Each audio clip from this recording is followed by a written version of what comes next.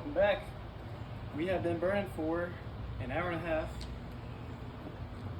We've burnt through about 14 pieces of cordwood. This is what we have left in our wheelbarrow. And if you get a close-up of the top of the chimney here and take a look at what we have left. So we have about a full barrel here. So we're going to take the pin out, take the chimney away, and we're going to extinguish this. So when you're making biochar, you need to extinguish it because you need to stop the coals from burning down to ash. You can use a bucket of water, or I prefer to use a hose. If you have a hose available, it's the safer way to do it. And basically you just let it rip.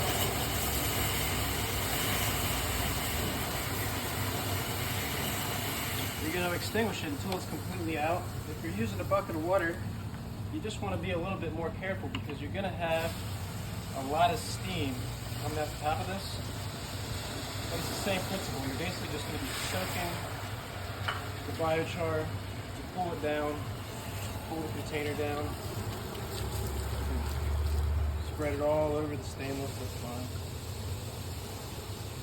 Normally about a 5-gallon bucket of water is going to be fine. After you're done extinguishing the fire, you can start letting the water out of the bottom. That's going to make it lighter for when we're going to dump this biochar out into this container here. Now this container is a 17.5-gallon galvanized tub. We've got 1/4-inch holes drilled in the bottom for drainage. And I just find that this is a lot easier to use to pour the biochar into. So now I can just move this container instead of having it on the ground, have to shovel it off the ground. I'm going to take the roll bar here.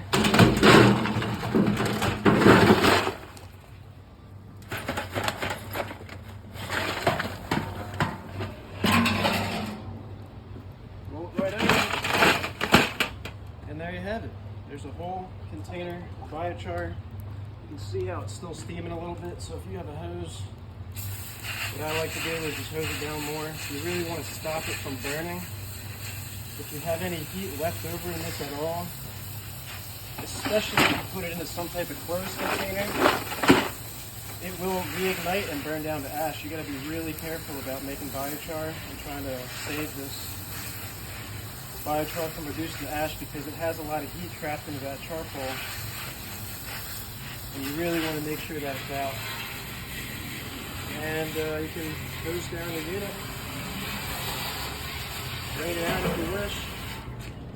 But we are ready to start a new batch. So if you want, you can just start another batch right in this container and do it all over again.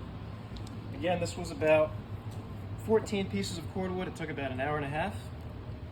And it's going to be dependent upon what kind of inputs you have, what kind of feedstock you have into making your biochar.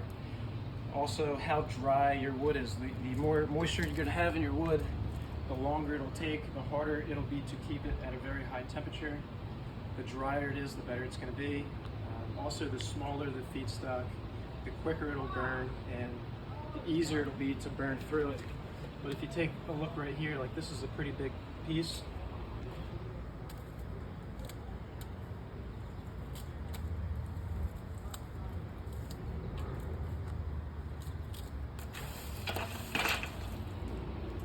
There you have it. Terra from the Biosoil Company. Thanks for watching.